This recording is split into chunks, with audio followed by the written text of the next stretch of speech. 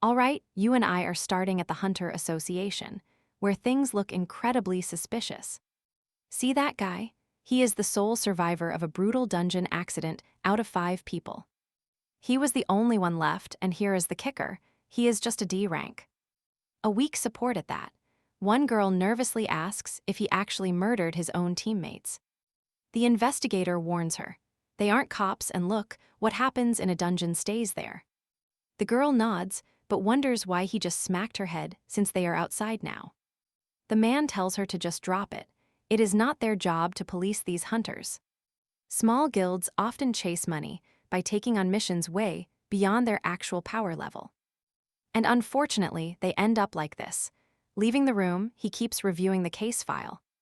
He is absolutely convinced something is off about this rookie, a kid named Shin Junio. During questioning, Shin was just too calm. The kid has basically zero dungeon experience.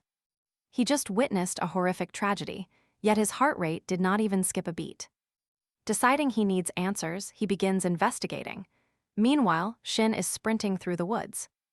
Our main character is actually late for his very first mission with the new guild. Kim Dwan complains about rookies being late, but Kim Jim steps in to defend him. She reminds Dwan that he was exactly the same way when he first started out. Dwan argues he was not that bad, while Jim notes their leader is already waiting inside. Shin knows he needs to step up. This is his debut mission as a support. Inside the gate, the leader, Moon Do-yoon, checks if Shin knows the basic drill. Since supports have no combat skills, their only job is to stay hidden and safe. But straying too far means becoming monster snacks, so he has to stay close by. He just needs to craft weapons for the leader whenever he gets the secret signal. Wait, the mage senses monster mana nearby, and one might actually be the boss. Now pay attention, because even in a low-rank dungeon, things are about to get wild. The leader is wary. Shin takes 20 seconds to forge a dagger and get ready. Suddenly, crystal lizards crawl out from the darkness, attacking with absolutely savage, ferocious energy. The crew is hyped for a real fight. The tank slams his shield down hard. He uses every ounce of strength to provoke every monster in the entire room. The girl charges right in, shattering the lizard's crystalline teeth with a powerful strike. She lands a beautiful somersault perfectly, but then, things take a sudden, dark turn. The monsters start regenerating and rush the group. Their healing factor is way too fast. The mage charges a massive fire spell, nearly singeing the tank's hair in the process.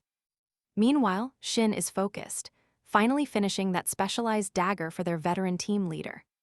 The quality of these conjured weapons depends entirely on how much mana Shin uses. Down grabs the blade and triggers his shadow skill, moving like a dark blur. He slices clean through the monster's neck, sending that heavy head crashing to the floor. The dagger immediately crumbles into dust. Absolutely amazing. The team is thrilled with that. Shin is genuinely impressed. His seniors are beasts, and their teamwork is just flawless. It is so impressive that he starts doubting himself, feeling like he is just dead weight. You and I can see he is struggling, so he actually apologizes to the group. But the leader stops him. Down needs fresh weapons for every fight, which is pricey. That makes Shin the most valuable member here. Our protagonist finally starts feeling useful. Just as the tank tells the crew to go collect their well-earned rewards, though, the ground begins to shake violently, making everyone's legs go numb from the pure vibration. Shin points toward the wall just as it shatters. Trust me, we're not ready for this. Stick with me, you and I are about to see a simple dungeon run turn into a total nightmare. The leader is getting bad vibes, thinking this looks way too much like a deadly double dungeon. But the tank, he is completely blinded by greed, convinced that massive treasures are waiting just inside. Even the girl perks up the moment she hears the word treasure. Their mage can't sense anything inside, but honestly, he still feels like something is very wrong. Finally, the leader decides on a quick scouting trip, but just 10 minutes later, everything breaks. Our main character, Shin, is running for his life. He can't believe his high-level team got wiped. The tank went down instantly. The fighter and mage, they were just obliterated. That monster was a force of nature. Even the leader lost his dominant arm in the chaos. Now Shin is the only one left. Watch closely, because what happens next is absolutely insane. A massive strike sends him flying, and he can't even stand. Desperate, he summons a makeshift sword. He tries to fight back, but it is no use. He is just a weak support. Against a golem, he is basically a bug. The monster shatters the floor beneath his feet. Shin plunges into the freezing water below. This is the crushing reality of being weak and helpless. His big dreams of joining a top guild? Gone. Every hope he had is sinking fast. This team actually valued him for once, but as he waits for a pathetic death, something clicks. Deep inside his soul, something awakens. Memories of a completely different life flood his mind. A system window pops up, offering a reward. Does he accept this new power? Gasping for air, he hits the button. He is at his limit, but suddenly, things change fast. He starts manifesting swords beneath his feet, building a staircase out of thin air to climb back up. Now, you and I are seeing a totally different Shin, facing down that giant ice golem. His aura is cold, deadly cold. With one sharp look, he summons a dozen glowing energy blades. He launches the attack, and for the first time, he actually wounds the monster. Then, it happens.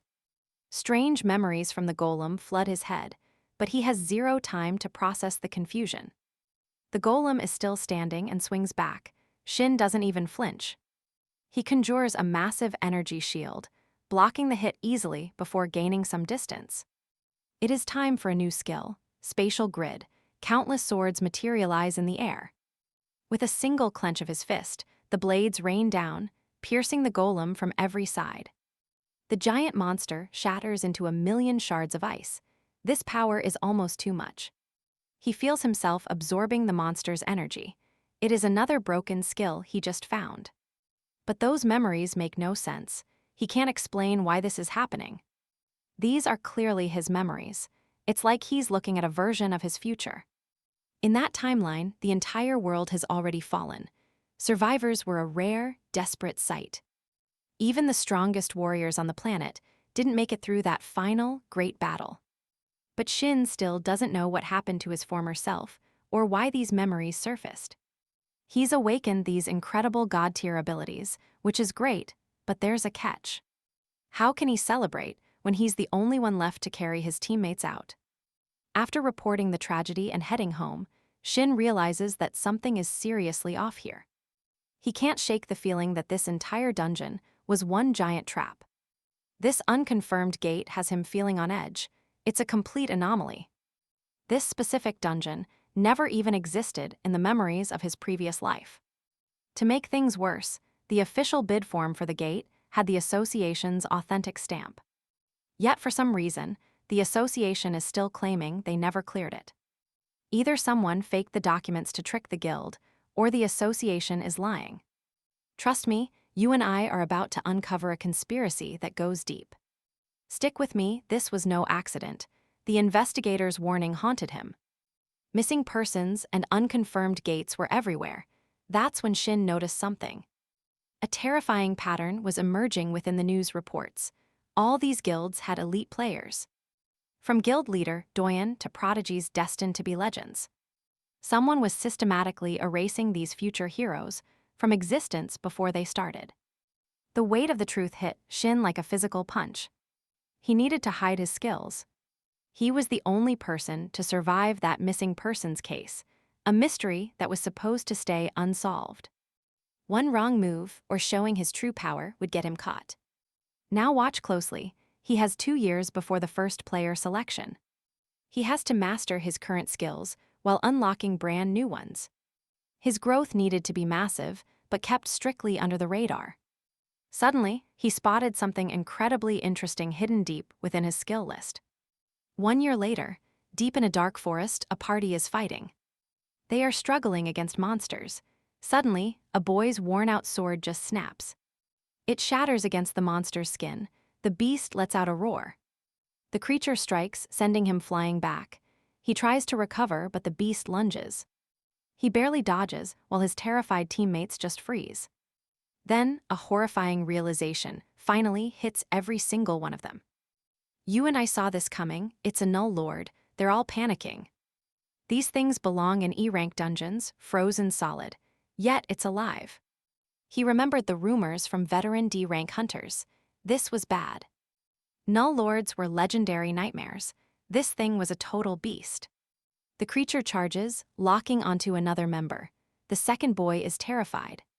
He barely raises his shield. His muscles are screaming under the pressure. The force is insane. We can't just stay on the defensive here. We're going to be overrun. For rookie hunters, this is a death sentence. It's not just their strength, it's their weird resistance to all magic. Usually, creatures at this rank can't ignore spells like this beast does. Most rookie groups rely way too much on magic. That's a huge mistake. The Null Lord just laughs at them. The mages are losing it. Their cockiness is gone. This kind of arrogance leads to total wipeouts. Things are looking grim. They only have one physical damage dealer left. That's him, but honestly, he is absolutely terrible at fighting up close. His only sword is broken into shards. Yan has no backup weapons left. He can't understand why his friend is screaming for him to attack. Regret is hitting hard now. He insisted on this tiny, magic-focused party. That decision led them straight into this absolute bloodbath of a trap. He looks around the chaos and spots something that makes no sense. There's a boy calmly mining nearby, a simple helper, totally unbothered. He doesn't care about the slaughter. How can anyone be this chill? How could he be so careless? Then the helper's pickaxe suddenly disappears. Yan's eyes widen. Is he a maker? Unlikely, but he is desperate. Forget quality, this is our only chance to survive this hell. Shin. He yells to the helper, forge a sword, trust me, this gets wild. Stick with me, as Yan demands a sword. Our helper Shin just gives a curt nod. Shin started to mutter excuses about being just a helper, but Yan cut him off. No more excuses, Yan snarled. Didn't Shin realize how insane their situation was? If they didn't kill this boss, everyone was dead, Shin included, whether he liked it or not. But as Shin started crafting, he laid down two very strict conditions for this job. First, once they cleared this dungeon, Yan had to forget everything he'd seen Shin do. No talking about his skills. Second, Yan had to pay Shin his fee. Specifically, he wanted the standard support members cut from the dungeon rewards. Yan just laughed. He seriously doubted the quality of a lowly helper's work. If Shin was just a helper who couldn't find real work, how could he help? Could his weapon really clear this floor? Shin just let out a cold laugh. Ironic, right? He replied. After all, great weapons are what make these clears possible. He promised Yan that with the right gear, victory was already in the bag. Shin focused as the crafting began. Meanwhile, the scene shifts far away. Now pay attention, we're entering the Overkill Guild, one of Korea's massive powerhouses. A knock came from the president's door. Enter, he said, his voice cold. An assistant walked in, reporting that the association was begging for their help. There was another dungeon rank error, and the president knew what was up. They were polite, but underneath, the association was desperate and ready to cave. They were willing to meet any price Overkill demanded just to fix this mess. He knew the other guilds had no choice. They had to follow the leader. Only a few Awakeners had the rare skills needed to force open-closed gates. As the president watched the news about the recent dungeon survivors, he froze. Looking at the photo of the hunters involved, one face stood out immediately. It was Shin. He recognized him. Weeks ago, there was another error in Sukotham. The president had been there himself and remembered seeing Shin at the site. He'd only stopped by briefly, but he never forgot a face like that. Now, Shin's just a helper, but we both know surviving two errors is impossible. Most people die in these dungeons, but Shin, he's a different kind of beast. He was in two separate parties where everyone survived. That's not just some coincidence. The president couldn't ignore it. These errors were becoming more common lately. Just a few days ago, an E-rank dungeon suddenly spiked all the way to B rank. It wiped out the entire party in an instant. No one survived that. The president saw how much pressure the association was under right now. The girl confirmed. Public criticism was mounting over the faulty dungeon ranks. It's their job to analyze these gates, and they were failing miserably. The president acknowledged their struggle. They were fighting a losing battle. He told his members with trespass skills to take on more jobs immediately. They needed to monitor this chaos. Then, he shifted to a much more personal matter. Any luck finding a weapon maker at A rank or higher? He asked her. She shook her head. Only a B rank blade from Japan was currently available for testing. "Want to test it?" she asked. He just waved her off in pure annoyance. "Anything under A rank shatters when he fights. We both saw that power is unreal." He told her to keep looking. He was tired of breaking every single weapon. Suddenly, a man burst in. "President Tahin, something massive just happened." "All right, you and I are jumping into a crisis spiraling out of control. New recruits just entered a D-rank dungeon as a free attack team, but things changed." "What about the rank now?" Tahin demanded. The assistant swallowed hard. The dungeon report shifted. It was reanalyzed as a C rank, maybe even upper C. Tahin's expression turned grim. Losing recruits wasn't an option. This was an emergency, so he decided to head in personally. Outside the gate, the media was everywhere, broadcasting live as the massive crowd surged forward. President Tahin arrived on the scene, with his team following closely behind in the chaos. Reporters shoved microphones forward, screaming questions about the recent wave of rank error dungeon incidents. The association officially sent a cooperation request to the guild called Overkill. One reporter shouted, "Is that why you're here, President? Because your own members are trapped." A woman from the association pushed through the crowd, thanking Tahin for showing up so quickly. The team, she explained, had 6 hunters, 2 supporters, and 1 helper trapped inside. They all had top-tier qualifications, but those stats meant absolutely nothing in this death trap. It was a C-rank dungeon now. Tahin cut to the chase. "How long since entry?"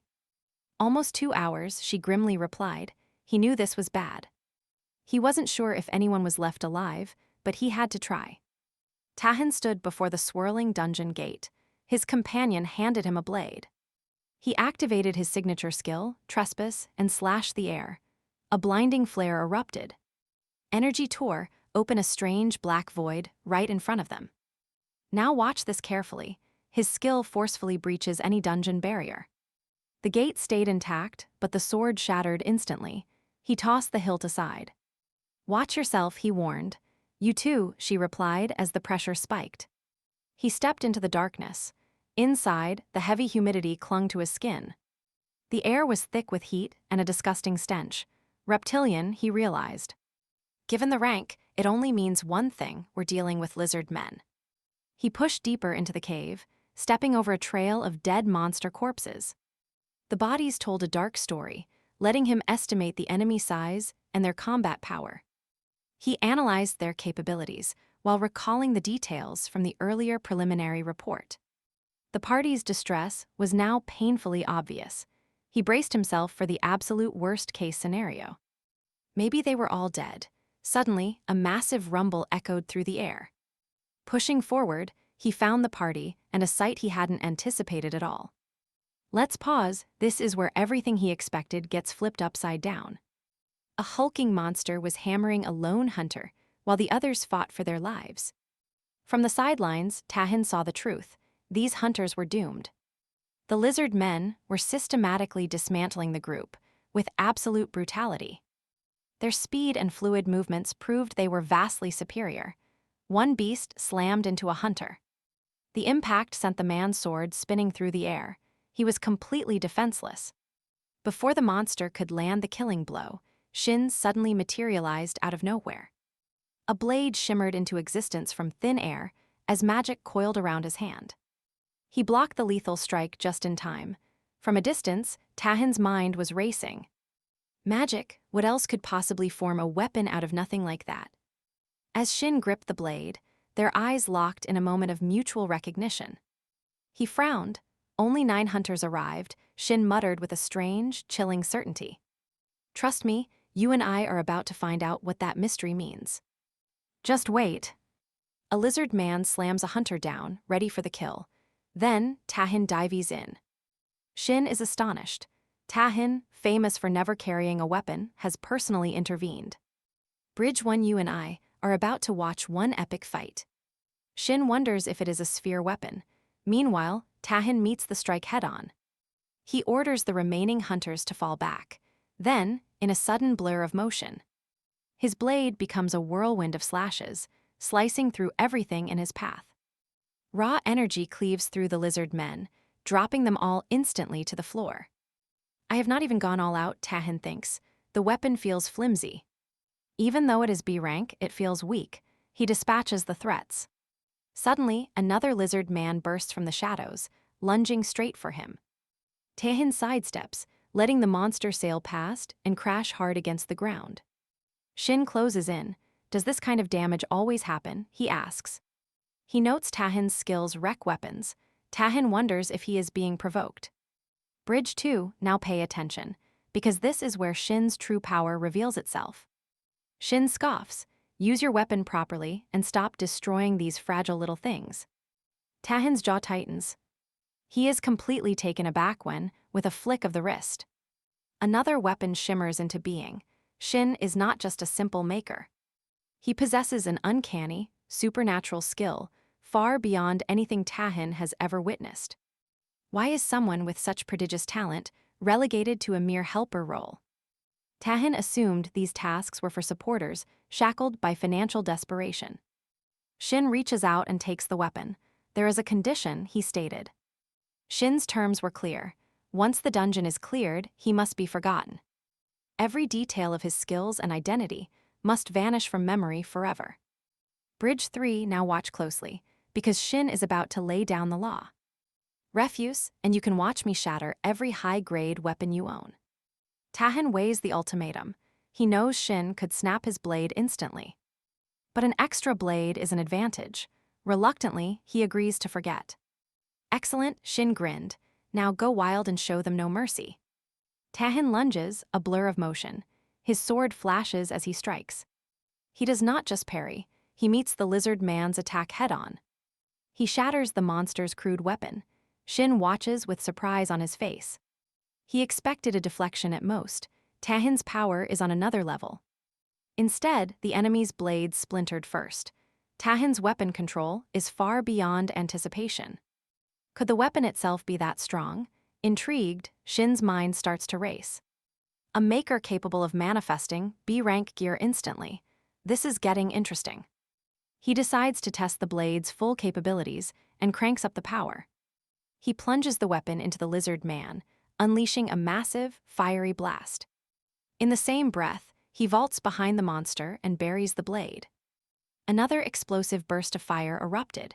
The lizard man spews out green blood. It crashes hard to the ground. Tahin stands frozen, staring at the weapon. He looks at the blood-slicked sword Shin has just used. To his utter shock, not a single scratch mars its polished surface. Bridge 4, so what do you and I think? Is Shin the ultimate blacksmith? Tahin realizes he is dealing with a monster, and things are just starting. Stick with me, you and I are about to see a blacksmith shock everyone. His guild's rookies suddenly burst into view, screaming out his name. Tahin, you saved us. They cried, rushing forward. We are alive and safe thanks to you. Tahin's shoulders dropped, no serious injuries, good. Then they explained how their own weapons had failed, but Shin's quick thinking kept them from being overrun. He turned to Shin. What is your name? Shin's gaze flickered. Why ask for a mere helper's name? Tahin met his stare. We should at least know each other. I am Tahin. Finally, Shin stepped closer. Shin, he added that he would leave the magic stones at the dungeon entrance. The others nodded in agreement, but Tahin cut in. Come with me to the boss room. Shin hesitated, acting like a mere helper. Tahin just laughed at that, explaining the pay attention here. This is a glitched, error-class dungeon now. Nobody leaves until the boss fell. Helper or not, Shin insisted Tahin could handle this boss alone. Tahin shot back, reminding Shin of what he had seen. No other weapon could withstand Tahin's power. His skills were useless if he just shattered whatever Shin crafted for him. Shin, however, promised that his weapons would not break. You might believe that, Tahin countered, but this is an error-class dungeon. These are not normal lizard men. If the boss is truly strong, we cannot be too careful. Shin finally relented, falling in behind Tahan, his steps echoing in the dim, quiet passage. The boss room opened into a chaotic scene. A massive lizard king flanked by another giant lizard warrior. Forget everything you know about danger levels, Tahan snapped. We must end this fast. If it drags on, my weapon will snap. It won't break, Shin reiterated, adding a challenge. If you do not believe me, test it yourself. At watch this, the king roared, and its minion lunged with a massive paw. Shin and Tahan moved in perfect sync, dodging the heavy strike. Tahan surged forward, sword flashing, but the beast unleashed a crushing, invisible shockwave that slammed into him. Disoriented and barely understanding what happened, Tahan vaulted skyward. The monster followed, its claws aiming directly for his blade. The clash sent Tahan spiraling higher.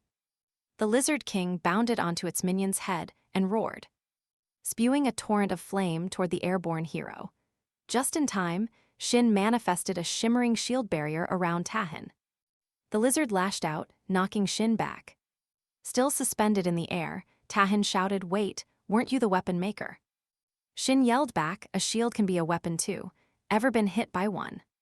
Tahan's sword flared, a dangerous promise in his voice. "When we get out of this, you'll have plenty to explain." The Lizard King conjured a chain, whipping it toward Tahan. But Tahan simply caught it with a bare fist, letting the chain wrap around his sword. As the lizard strained, pulling the chain taut, Tahan was reeled in closer. "Stop playing around," Shin roared. "Fight properly."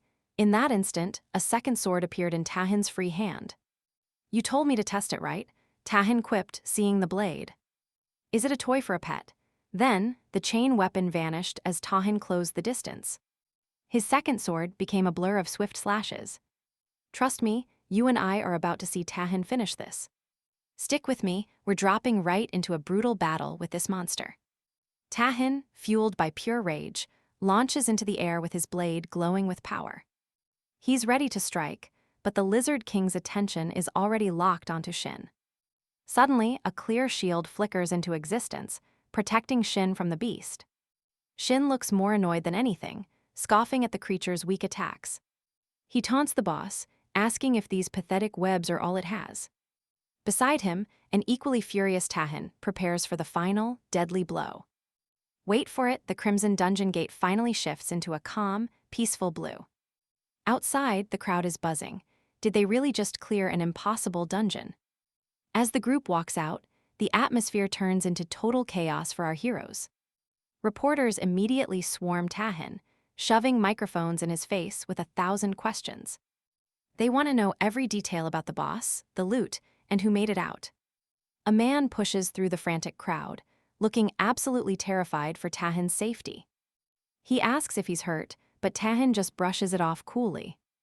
The other hunters can't stop praising him, one girl even stepping forward in tears. She tells him they'd all be dead without him. Meanwhile, Shin hands over a bag of mana stones to the leader. He was paid up front and he's gone. The leader thanks him profusely, ignoring Tahan. Without saying another word, Shin just disappears into the massive, bustling city crowd.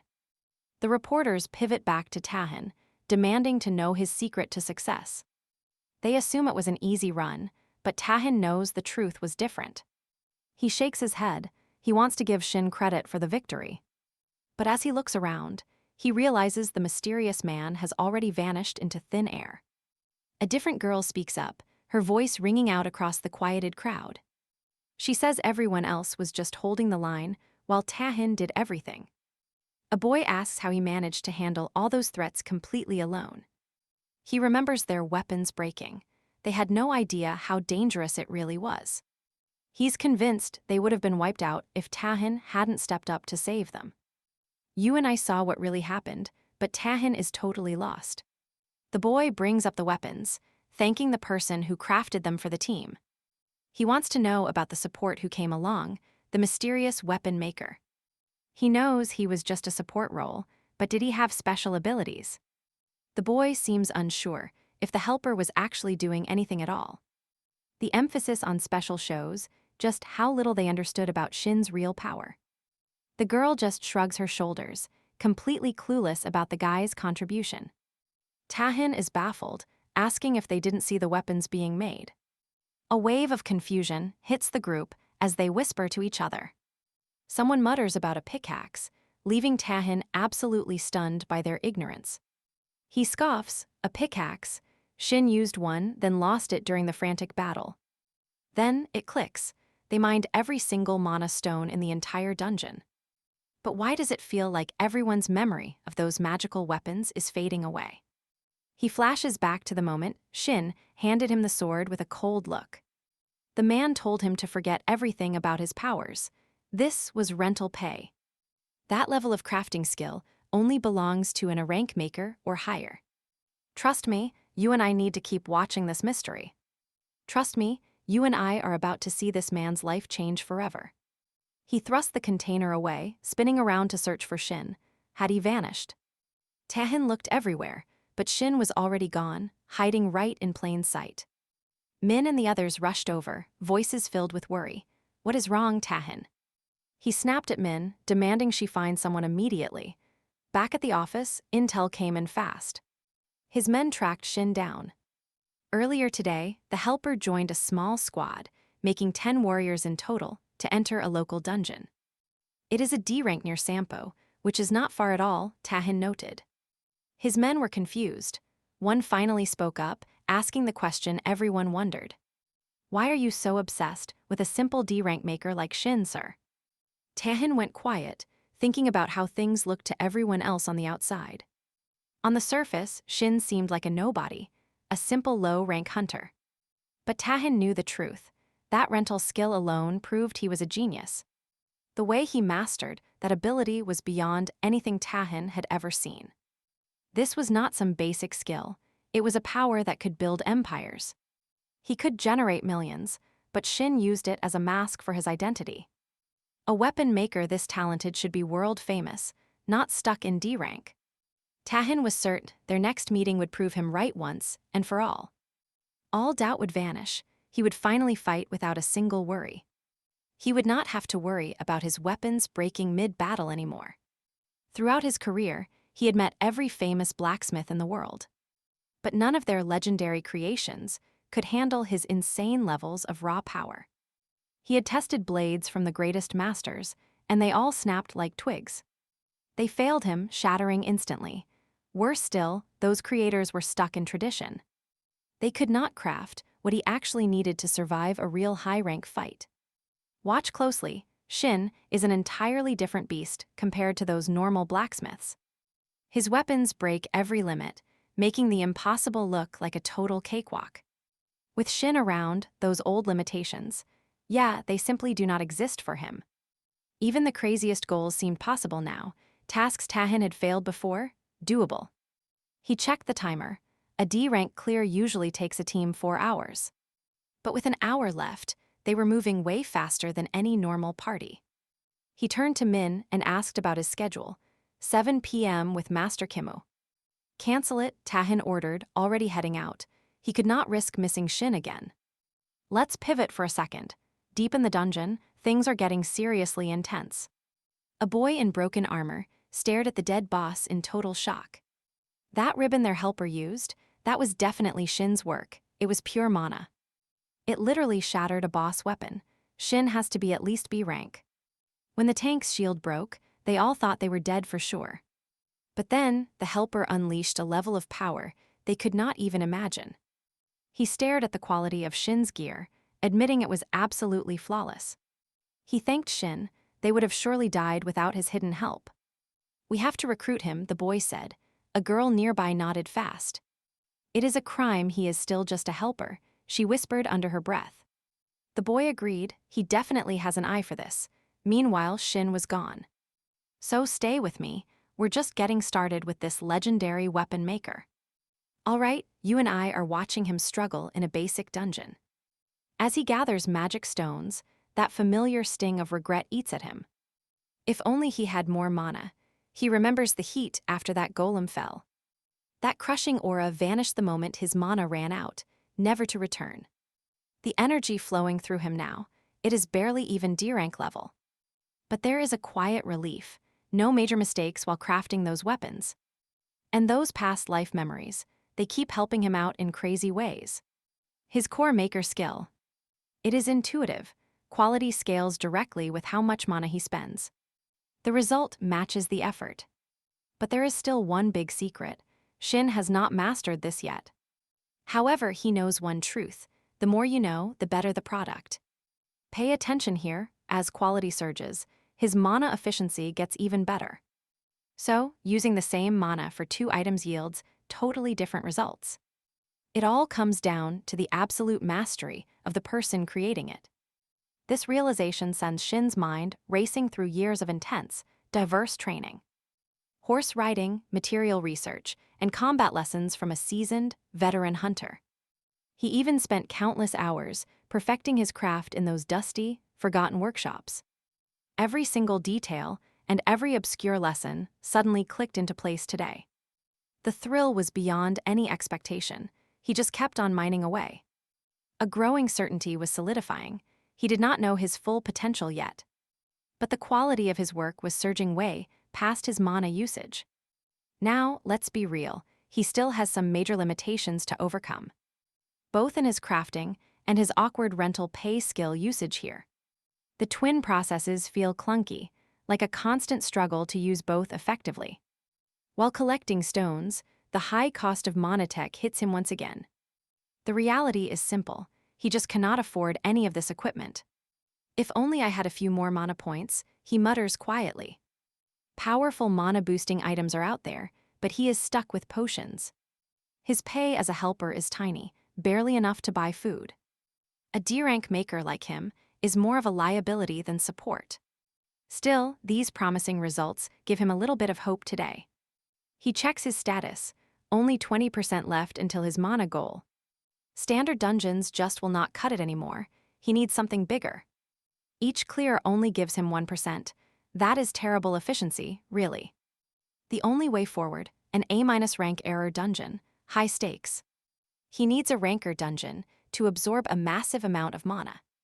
Unlike normal spots, these offer the huge mana boost he craves. The problem is the difficulty. His last run was absolutely brutal. He barely survived with Tahin. A C-rank boss is almost certain. For a D-rank awakener like him, mana absorption is the only path. His team leader's praise was a nice bonus, but the grind continues. Shin finishes up the pleasantries, happy with the bonds he made. He finishes up the pleasantries, but the long grind continues on. And that is where we leave it. Tahin's voice suddenly cuts through. Stick with me, because Shin's day is about to get very complicated. Tahin didn't flinch at all. Would you believe me if I said no? Shin snapped. Tahin just handed over a business card. Shin grabbed it, ready to end this. What do you want? He asked.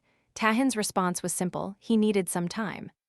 Shin looked down at the card, and his eyes nearly popped out of his head. Overkill Guild, one of Korea's big 3. This was way out of his league. He wasn't ready to deal with a powerhouse guild like this just yet. He needed out fast. No time, Shin stated, already turning away.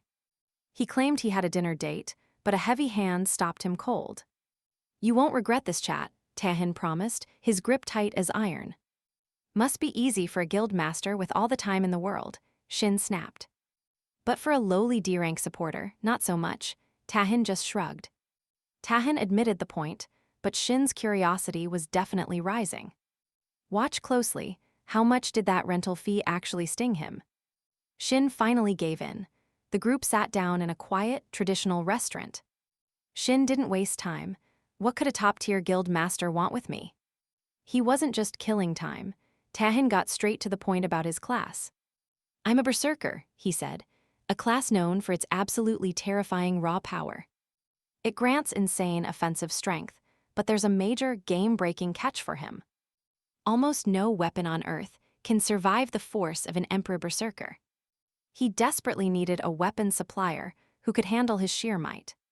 He'd searched the entire world, traveling everywhere, leaving absolutely no stone unturned. From legendary blacksmiths to the most famous weapon makers, he'd tried them all. If there was even a hint of talent, he'd commission a sword immediately. He didn't care about the time or the astronomical costs involved. But every single weapon he'd ever held had shattered in his hands. Every single one, except for the sword created by Shin. That thing actually held up. The truth hit Shin hard. That rental fee, it didn't mean a thing. There was no trick involved. The sword was just that damn good. Tahan's confidence was terrifying. Shin realized he was playing a dangerous game. He couldn't use his usual tricks against high-level hunters like this guy. Seeing Shin's hesitation, Tahan leaned in. It was time for the pitch. "You're solo, right? How about joining Overkill? We'll give you everything. You and I both know 10 billion won is a life-changing offer. Plus, he'd get full operational expenses and a cut of the dividends. A 1-year deal, with massive raises every single time the contract extended." But as Tahan started explaining the fine print, Shin cut him off. He apologized immediately. He had zero intention of ever joining a guild. He declined the offer flat out. Tahan was left with nothing left to say. Shin stood up, thanked him for the food, and walked out the door. Tahan called after him, but Shin didn't even look back. He was gone. His subordinate finally spoke up. "Why offer him so much? That's insane, boss." "If you were him, you wouldn't ask that," Tahan replied, eyes narrowing. "This weapon Shin forged hasn't even hit its peak, but it took everything I had. So what do you and I take from this? You can't put a price on genius. All right, stick with me. You and I are about to see a world-shattering power. Just think about the sheer number of top-tier weapons I've destroyed this year. The costs for the Guild Master's gear were honestly through the roof. It wasn't just the price, but that no normal equipment could handle his raw strength. Anything below a certain rank, his true power would just shatter it instantly. If that's the case, Min argued, then your contract fee is basically pocket change. The real problem was finding a blacksmith capable of forging something that actually lasts." Tyan's look was sharp. "Exactly, and only Shin has that rare and legendary talent. That's why I will recruit him at any cost, no matter the offer." As Shin walked off, he realized something big. One day, he'd be the one. He'd likely be turning down massive offers from the legendary Overkill Guild and Tahan. The offer was tempting, sure, but it was still too early.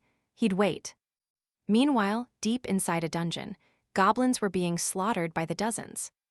Now watch closely, this is where the vibe takes a dark turn. A boy froze in pure horror, barely able to gasp out, "Who are you?" The man held a massive sword, moving with a deadly grace that was terrifying. Most people would scream or pass out from the pain, but not this guy. This man, supposedly a future hero, was just fundamentally different. He drove his blade into the first boy, ending him without a second thought. The second boy was stunned. Was this maniac really killing them just for trophies? The man just scoffed at the idea. He wasn't interested in small talk. "I don't explain myself," he said flatly. "A total waste of time. Why waste breath on a dead man, unless you can actually beat me? Then I will tell you everything, so hurry up and try." I know what you're thinking. How is he going to survive this? He'd rather lose a limb than just roll over and die. He had to move. With a desperate scream, he charged, but the man blocked him like it was nothing. He swung back with brutal force, a heavy strike that ended the struggle. The boy's weapon was ripped away, flying uselessly through the air. A powerful kick followed, sending the boy sprawling across the dirt, completely broken. "Disappointing," the man muttered, though a spark of excitement remained in his eyes. It was his first hero-ranked hunt in a year, yet the kid was too weak. Still, he admitted, "You had the guts to challenge me. That's worth something." Lying helpless, the boy finally realized his fate and started begging for his life. Coldly, the man promised a clean end. One swift slash, and it was over. As the body went limp, the man stepped past with a look of pure boredom. This hadn't even been a decent warm-up, just another day in the dungeon. The boy's final look was full of injustice, but that didn't change a thing. The official report would just say they died heroes fighting a powerful boss. He casually tossed the corpse aside, a common ending in a rank error dungeon. Then he checked his collection of photos, trophies taken from those he'd killed. This was his true passion, but one thing felt off: those heels. "The energy they radiate is unsettling," he whispered, talking to her. "Hide them for now, at least make them look a little less obvious. A priestess arrives, and trust me, You and I are not ready for what's next. Stick with me, we're sensing something seriously rare in the air. He arched an eyebrow, wondering what could possibly be so valuable here. He scoffed at the very thought. Idiots, every last one of them. He'd already warned her not to listen to that priestess, just wait. She looked back with curiosity. Was he planning to defy the executives? That sensitive bastard, he corrected, clearly annoyed by the whole thing. I'm simply suggesting we clean up this mess first, she offered calmly. I'll handle it myself, it's my specialty, he snapped back very sharply. Don't forget our deal, you promised me a powerful S-rank hunter. I haven't even fully unleashed my real power yet, he leaned in. I just want the chance to go all out, with zero holding back. I'll be in touch soon, she promised him before turning away. Now pay attention, because what comes next is about to get gruesome. Suddenly, a grotesque monster clawed its way right out of the corpse. Her eyes gleamed with wild excitement. The child, she whispered softly. The prophecy was true. The scene shifts to a swirling hunter portal. Shin moved through the crowd, heading toward a mysterious masked figure. A weapon case was in his hand. Shin stopped dead in surprise. It was Tahan, and he looked just as shocked to see Shin. What are you doing here? Tahan asked, voicing the unspoken question. Why have you come? Shin shot back. Tahan just grinned at him. Good eye, you recognized me, huh? Tahan seemed pretty amused by it. Only one person I know carries a case like that, Shin noted. Tahan's answer was simple. He was there to attack the gate. A D-rank gate? Shin's eyebrows shot up. You came for that. The regular guy got sick, so I'm just filling in, Tahan shrugged. Before Shin could press further, a voice boomed for everyone to enter. Let's go. Shin's mind was racing as they started to move forward. Tahan appeared way faster than we expected. He has ruined his plans. They would need a serious rework now that Tahan was actually here. So why did you refuse the guild's offer? Tahan asked him. I already rejected it, Shin snapped. End of the damn discussion. Nearby, two hunters gossiped about the big auction earlier this morning. Hun Moon Guild snatched it up without any real competition, they whispered. The bidding went so high that nobody else even dared to compete. Shin mused, a C-rank gate for the powerful Hun Moon Guild. Did they find something truly special inside there? He wondered to himself. You interested in buying gates? Tahan cut in, trying to recruit him. Join us and B-rank gates become easy pickings, he added temptingly. The guild name carries serious weight, and Shin knew it was true. For most hunters, a massive guild's name was honestly everything. It meant public admiration, huge contracts, and some truly insane rewards. It opened doors. Vested rights meant endless privileges for high-level gates. Members secured entrance tickets, where influence mattered just as much as talent. You and I know that political connections usually seal the final deal. Stick with me, we're about to see elite guilds hoard every single prize. Tahan leaned in. Every hunter has a goal, Shin, whatever yours may be. Overkill's backing makes it effortless. Why on earth would you reject that? Shin's reply was ice cold, not your business. He clearly had his reasons. Since nobody had ever rejected an overkill offer, he made things crystal clear. He wasn't joining any guild. Tahan wondered if it was trauma from before. I read the report on that massacre. Is there another reason entirely? Whatever it was, Tahan wasn't quitting. As they pushed deeper, a boy flinched. He stared at the massive spiderwebs. They pressed on into the dark cavern. Moments later, the man spoke, his voice grave. We're entering monster territory now. Noticing the group's raw inexperience, he quickly started explaining what lay ahead. Pay attention here. This is where the training ends and danger really starts. He confirmed everyone saw the report. Our targets are these nasty legion spiders. Individually they're weak, barely a threat, but they never hunt alone. They swarm in massive numbers, with the report estimating at least 50. It's not overwhelming, he said, but their fangs carry a deadly paralysis poison. Don't get bit, Tahan barked a sharp warning. Monsters incoming, stick close. Shin, totally unfazed, shot back. Forget the support and helpers, just fight. Tahan cut him off with a voice like steel. Protecting support is essential. It's the rule, no matter your ability or if you like it. Shin just scoffed. Who actually follows those rules? A voice cut through. Spiders, a sword-wielding boy, started shaking. He forced a shaky breath. Stick to the training, we can take them, the instant a spider lunged. He moved, his blade flashed, a single slice cleaving the monster in two. Another boy braced his heavy shield. A mage girl unleashed bursts of energy. Magic energy tore into the arachnids. For a D-rank squad, they were solid. Tahin admitted their performance was good. He wouldn't have to babysit them. Then his gaze swept over the horde. He hadn't expected this many. Way more than a few dozen were crawling out. It was absolutely shocking. Now watch closely. You and I see a horde he definitely didn't expect. The spiders surged. Tahin's fire weapon came alive, spitting flames at them. He noticed their durability was low. He barely even needed a blade. A pulse of sword chi shredded them. At this pace, he'd clear easily.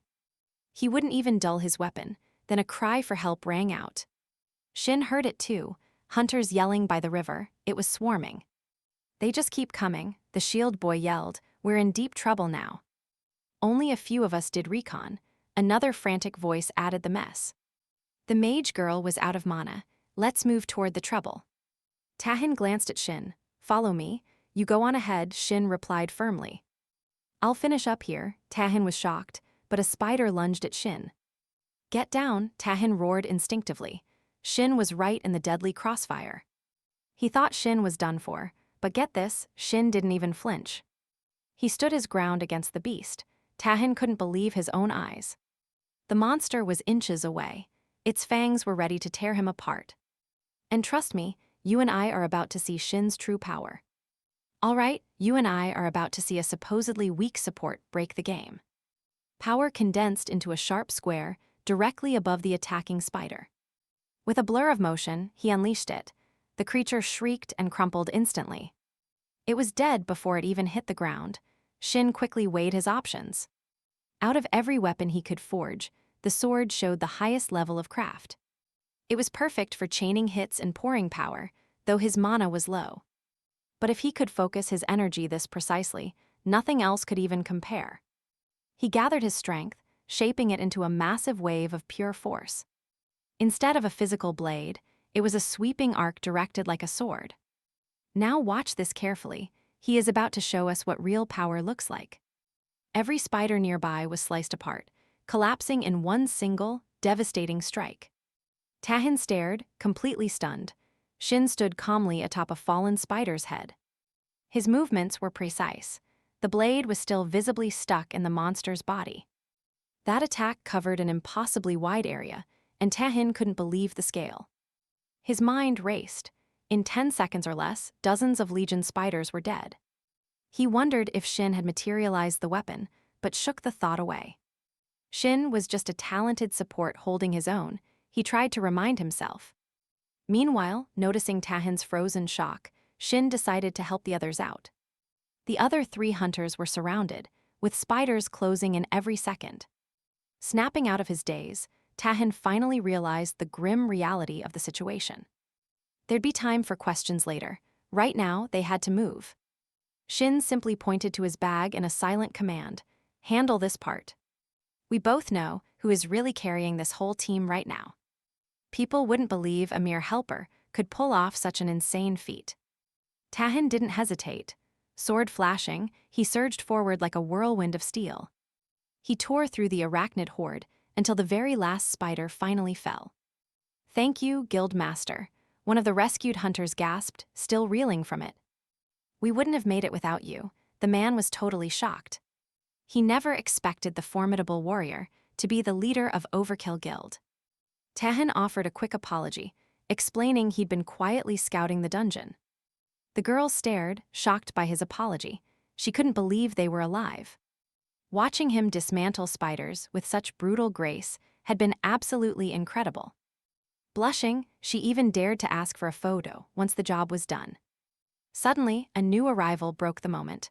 The girl seized the distraction immediately. She made a beeline for the boy holding the lantern as Shin finally appeared. He was breathless, apologizing for being so late to the party. They began gathering byproducts on the move, keeping a steady pace. A quick sweep confirmed no other guild masters were present in the area. Soon, they uncovered a hidden path leading much deeper into the dungeon. The boy in armor cut in flatly, suggesting they call off the raid. It's unfortunate, he thought, but staying here was becoming too dangerous. The first boy was confused, demanding why they'd quit when they were so close. The armored boy explained the Legion spiders and layout were completely off the report. He continued, explaining that dungeons existed far beyond these dimensional gates in space. Stick with me, we are just starting to uncover this mystery. Stick with me, we're exploring alien worlds full of bizarre creatures and terrains that defy any logic. Dungeons are still a complete total mystery. The awakened are unknown. For new hunters, data is their only lifeline. Accurate data is paramount. Most people can't adapt to these strange places. Failing a raid, in the worst cases, that's just a straight death sentence. This brutal truth is exactly why scout hunters are so damn important. These specialists use skills to detect or hide their traces of existence. They take on high-risk recon missions to map out every danger. Their work saved lives and turned scouts into essential raid members. Our leader says their reports are 98% accurate for raids. This didn't look like a mistake, but rank errors can still happen. One boy hesitates. He wonders if Tahin can help them push through. Still, they couldn't ignore the risk. The armored boy warned the others. Now pay attention. This is where the group's safety is truly tested. One boy has personal stakes here. He begs for another possible way.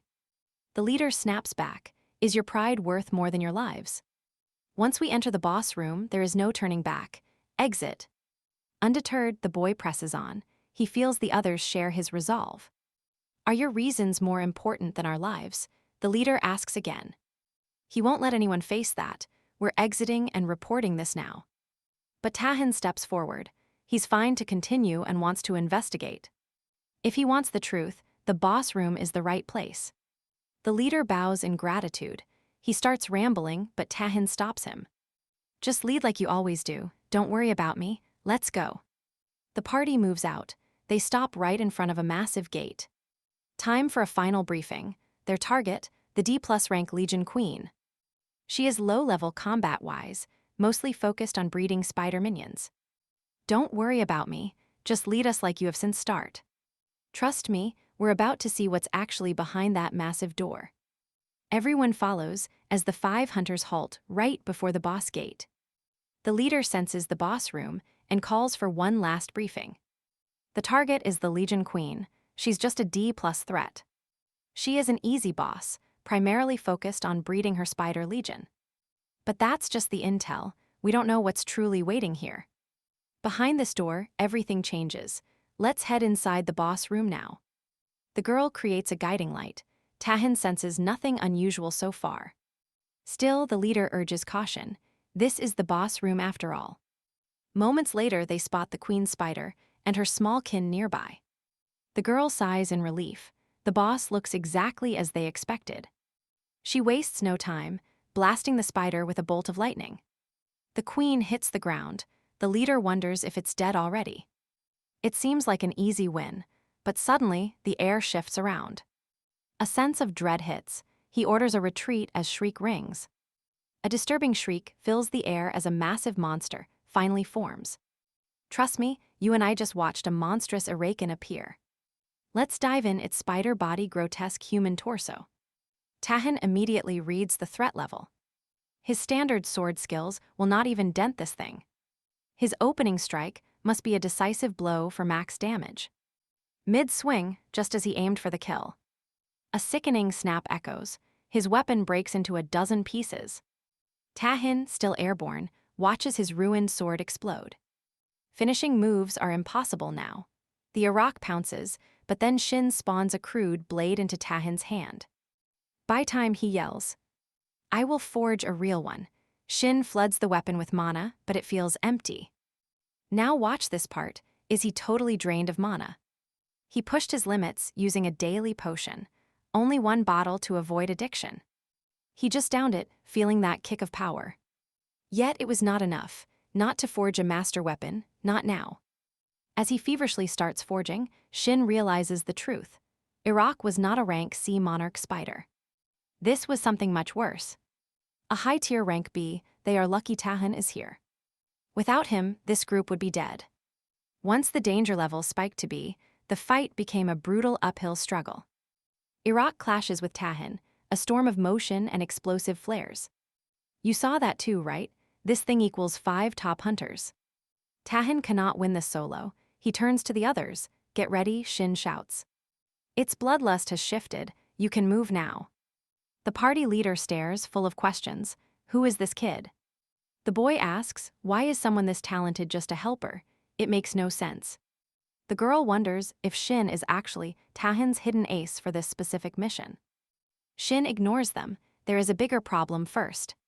He quickly forges 3 weapons for their skills. Then orders pick them up. Either fight these spiders or run. Wait outside for safety. He trusts them. More spiders swarm. The boy grabs his sword and feels unbelievable power. He never held anything like it. Every slash cuts through monsters like paper. Is killing always this easy? The girl unleashes a high-tier spell, erasing the horde. The leader is stunned. These weapons are the only change, yet their power has grown tenfold. How good are these blades? Who is Shin? Tahan's sword drips with green monster blood. It is getting harder to hold the line as the Orachan charges. Gotta finish this, he lunges with his sword. To his shock, it holds together, just like Shin promised. Then a horrifying wave of spider heads erupts. Where are they going? The girl wonders. The leader's eyes sharpen. They are surging directly toward Tahan. Back up, Tahan yells. He suspects the Orachan was holding these spiders back. Things are escalating. He feels the Orachan's hidden power waking up. As the spiders hit, you and I see it. The Orachan was actually all right. Let us see if siphoning life energy saves this boss. The spiders had to die. Tahan charged, needing more power now. One decisive blow was everything. Suddenly, his glowing sword started to crack. It splintered before his eyes, sparking a cold, deep sense of dread. Shin whistled. Tahan was even more incredible than he had first imagined. He poured everything into that blade, never expecting Tahan to break it. Shin conjured a brand new sword. Use this one instead. No familiar edge here. This was Shin's toughest, most absolute creation yet. As Tahan's hand closed around the hilt, raw power pulsed through him. Now pay attention, because he is about to crush them in one hit. He coated the heavy sword, bracing himself for the final strike. The balance felt strange, but it was the only choice left him. He unleashed an explosive slash that tore right through the origin boss. A devastating strike. Shin realized this was an innate berserker skill. Tahan had finally tapped into his true nature for the first time. Such power demands a heavy price, often consuming the user's sanity. He watched the origin cleave in two, trading sanity for raw force. A nightmare thought flickered. What if the sword had shattered right then? He barely held on. If he had fully let go, he was gone. His mind could have been swallowed whole. This was his second call. A reminder of the terrifying edge of his own newly awakened abilities. Gazing at Shin, Tahan realized this guy was not just another hunter. Watch as Shin's true power begins to change the whole world. They stood over the corpse, which pulsed with a heavy mana signature. It was unlike any boss or monster they had ever encountered before. Shin broke the silence, his voice cutting through the thick, heavy air. Do you feel anything from it? Tahan just slowly shook his head. It is not dead yet, but we took care of all the remnants here. Shin nodded in agreement. This was a level of mana nobody expected. Even top hunters could not sense mana at this level. Then it hit. Tahan's mana absorption flared. A new skill materialized on his system screen. Demonic weapon production. Curiosity sparked, then a sudden freezing chill. He reread the description, trying to fathom these terrifying demonic weapons.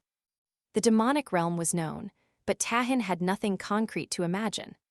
He felt disappointed about rewards, but he quickly shrugged it off. It is fine, he muttered. He was already halfway to his goal. He had a gut feeling that the rewards were not stopping here. Tahan waved Shin over, with a very serious conversation in his mind. Shin asked, "What is it?" Tahin bowed deeply with an apology ready. A deep apology was already forming for his previous behavior towards him.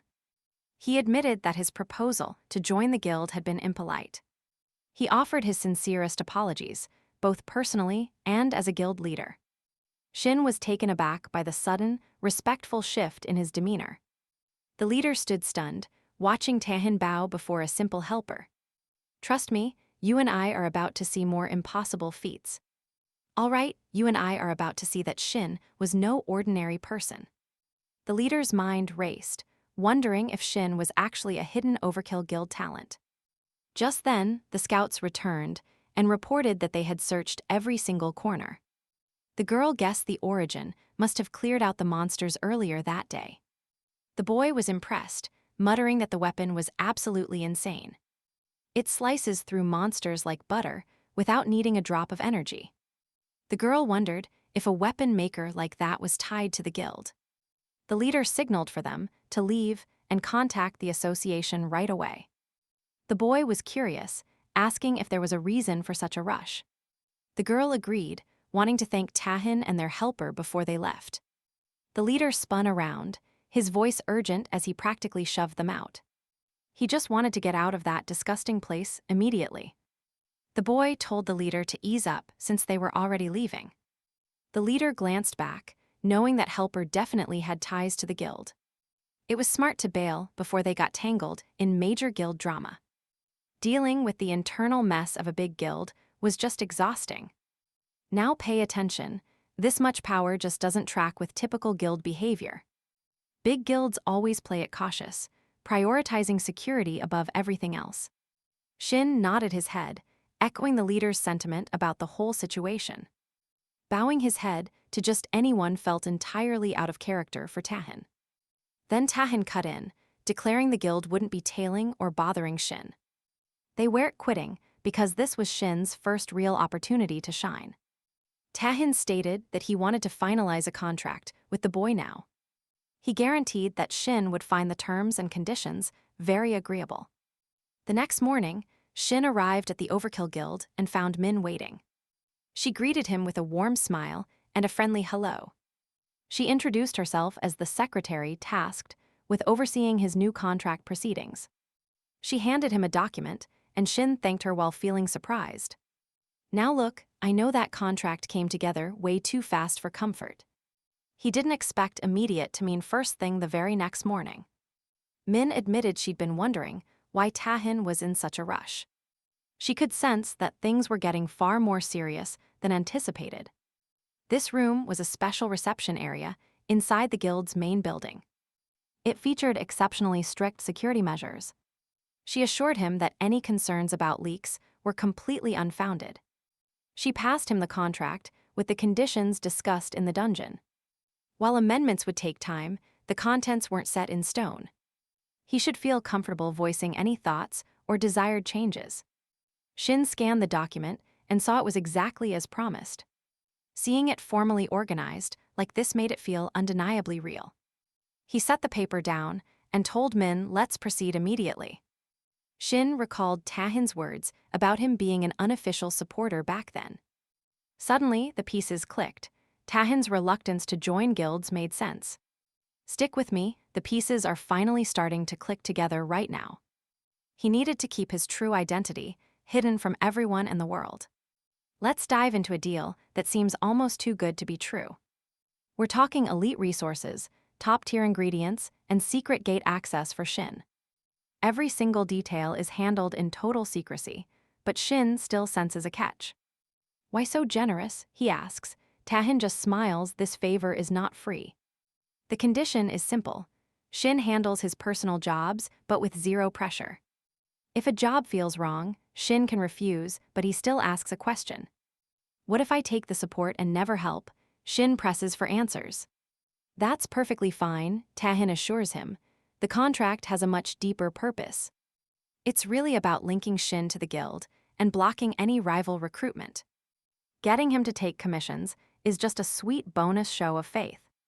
Pay attention here, because this is where the association crashes the meeting." Two investigators walk in, making their presence felt immediately across the room. They give a quick intro, but one partner is clearly worried about Taehin. They insist on leaving right away to take his statement outside the building. Taehin turns back to Shin with a look of heavy, silent expectation. "I hope you say yes," he says, before suddenly softening his tone. "Do not feel forced. Your talent is worth way more than this contract." Shin goes silent. He wanted a guild connection, but this is huge. The plan was to impress Taehin and get support without total commitment. But this offer, it is honestly way too sweet to walk away from. So he asks when the support starts, and Min's face lights up. "Right now," she says, handing over a gift and offering more help. It's a signing gift from Taehin, found earlier in Erin's old room. Shin peeks inside the box, snaps it shut, and tucks it away safely. "You and I both know there is something major inside that mysterious box."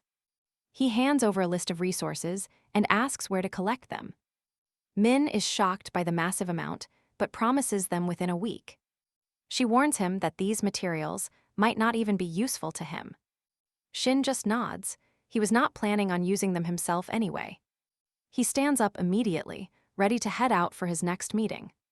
Next stop is another building where he sits down to wait for her. A quick phone check confirms she should be arriving any minute now. Then she appears, Jia, though a rank hunter with that chilling presence.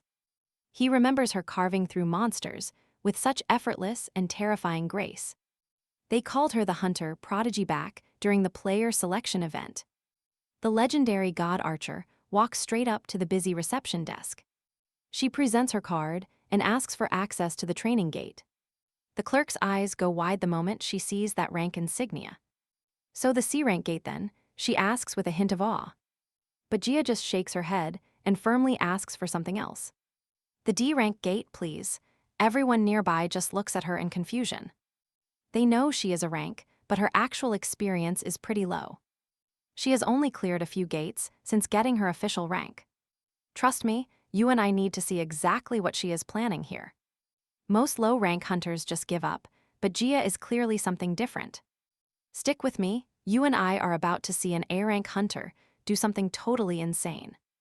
Jia was about to be demoted. See, in this world, awakened ranks are all about mana. When blue energy leaks through cracks in reality, it changes everything. It floods every living being, but how much you can actually hold varies wildly. The more mana your body can store, the more insane your powers become. The association watches everyone closely, analyzing every single drop of power. If you pass a certain limit, they officially label you as awakened. Then, they split everyone into ranks based on capacity. Usually, once you get a rank, you are stuck with it forever. But if you dominate in a dungeon, you might get a promotion. On the flip side, messing up big time leads to a demotion. Jia finished her paperwork and slid it across the counter. The receptionist promised to process it, but then she hesitated for a second. "Now watch this," Jia actually turns down the offer for a partner. The lady said she would put Jia on the recruitment list anyway. Rules say you need 2 people. Since nobody wanted a D-rank gate, Jia was stuck waiting. She asked if she could just go in alone. It is possible with a solo permit, but Jia did not have one. To get that permit, she would have to pass a very specific test. The lady asked if she wanted to sign up, but Jia chose waiting. Then, the receptionist reminded her that her hunter license expires in a month. Jia probably knew already, but to keep her A- rank, things were tough. She needed high-level experience or to pass a brutal practical test. Without enough C-rank gates under her belt, the test was her only choice. Based on her recent luck, things were not looking good for our hero. A formal notice was coming soon. The lady just wished her good luck. Jia thanked her, but she was feeling pretty bitter about the whole situation. Requesting a training gate was a total nightmare. She felt crazy for being there. Dealing with people in person was exhausting. She started second-guessing every single move. She was terrified of being demoted, but she needed to stay focused. You and I know that feeling, that inner voice telling you to just snap out of it. It is just a D-rank gate. What happened before will not happen again. Just take it slow, restart, and everything will be fine. Suddenly, something flashed. A new notification popped up. A D-rank request finally came through the system. Perfect, since she was heading in alone, the partner issue did not matter. She slammed the agree button. Moments later, she was standing at the entrance. The shimmering dungeon gate loomed ahead. Her old gear felt totally alien now. "It has been a while," she whispered, while adjusting her awkward straps. Right as she moved to enter, a man approached her. His name was Shin. He was her assigned supporter. He hoped they would work well together today. He bowed and apologized for being late, then gestured toward the swirling gate. Gia just nodded, telling him she would handle the gate request herself. Shin knew she was an A-rank hunter, or at least she used to be. She started at the top, but after failing her tests, she crashed down hard. Now she is C-rank. Trust me, you and I need to see her come back. Despite the demotion, she earned the title God Archer. It wasn't for show. After becoming a player, she found a hidden talent, and Shin knew it. "Stick with me, we're about to see a power she could have unlocked alone." He was dead set on helping her awaken it. They entered the dungeon. Goblins roamed the forest, while Gia scanned the treeline for any movement. She was relieved to see real monsters. Her mana-sensing gear actually worked. Turning to Shin, she apologized. "Is it okay if I handle this?" She vowed to share all the loot and pay him back handsomely. Shin just waved her off. "Don't worry, I can provide the arrows." Gia moved into position, activating her archer skills for the upcoming fight. She whispered a command to herself, "Don't be nervous, just hit it." Then she finally took aim. One shot, one goblin dropped to the dirt. The rest of the pack immediately surged forward, charging her position. Gia didn't hesitate. Another arrow flew, dropping more monsters in an instant. Shin watched with surprise. He hadn't seen her fight like this before. Her destructive power outstripped A-rank hunters, but she still lacked true precision. Gia narrowed her eyes. One of my 3 arrows should hit the mark. Her mind raced. At this speed, I can fire 4 more shots. 2 shots, then it's over. Suddenly, a bugle blared. A goblin musician appeared. Watch carefully. This is where things get completely out of control. Gia was swarmed and froze. Where to shoot? What was she supposed to do? As goblins lunged, Shin acted. Giant swords materialized, forming an instant barrier. He stepped closer. "I need your help." Gia stared at him, totally bewildered. He admitted he couldn't survive solo. He needed her to stay alive. Gia hesitated, but Shin was moving, darting toward the monsters in the bush. "Use all your remaining power," he hissed. "Shoot an arrow right now." Resolving herself, Gia unleashed a deadly arrow exactly where Shin was pointing. "Did I hit it?" Shin's voice suddenly cut through her frantic thoughts. "You and I both know that look. It's time to run for it." "You've opened the path." They bolted into a cave against the mountainside. Gia's breath hitched. Was this really safety or just another hiding spot? The goblins vanished, but her instincts still screamed caution after the chaos. Shin remained unnervingly calm. It didn't matter. They needed to move fast. Gia cut the tension. "That's it for today. I'll get your compensation." Shin shook his head. "Not yet. The goblins are on high alert." The area was being swept. It was too dangerous to leave now. They might have even lost their rescue player. Their only option was waiting. Gia was shocked. "When can we leave?" Shin's gaze remained distant and cold. "Half a day at least, maybe longer depending on how things play out." Gia reeled at the mention of waiting half a day. Shin knew he was lying. Goblins lack coordination and will likely disperse. They'd be gone in 30 minutes. The real problem was something else. He needed her to stay in the dungeon to trigger her awakening. The forest was silent now, but the danger was only just starting. "Trust me, you and I need to see what he's really planning." "Stick with me, watch as Shin pulls off a truly legendary gamble." Right now, Gia is so shaken she would probably believe anything he says. But convincing her to enter that cave, that was the hurdle he had to clear. Gia's voice was barely a whisper, thick with heavy and painful apologies. "It is all my fault," she mumbled, absolute guilt written on her face. She regretted everything, her mistakes, and for even coming out alone. Now she felt like a burden, causing even more trouble for Shin. Trapped in a D-rank dungeon, a place she felt was dangerous. She was totally spiraling, thinking someone so inexperienced shouldn't be here at all. The whole situation felt completely like a bad dream.